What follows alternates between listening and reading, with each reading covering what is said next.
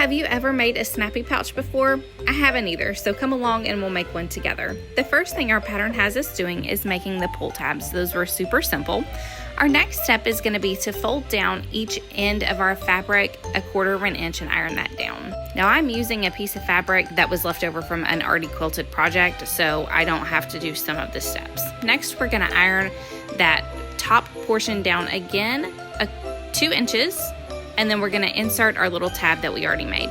Now the leaf portion, the holly leaf, is going to be the outside of my bag and the polka dot is the inside. So we're doing this a little bit different than I have done most projects. We're going to sew those tabs or that top portion down. This is going to be the pocket for our, I don't really know what these bars are called. I think of them as slap bracelets because I grew up in the late 90s and early 2000s. It was a little snug getting these slap bracelets in just because they're silicone, but once they're in, you're good to go.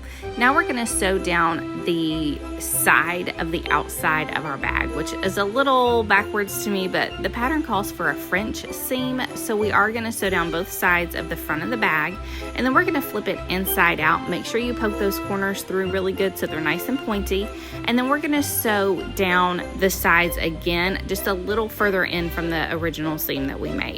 Once you get both of those seams done, we're going to flip our bag right side out. It is a little tricky getting those slap bands to turn because they're now encased in the fabric, but once you get that done, it's a really nice bag. I had never made one of these, but I like it, and the slap bands work really well to keep it shut.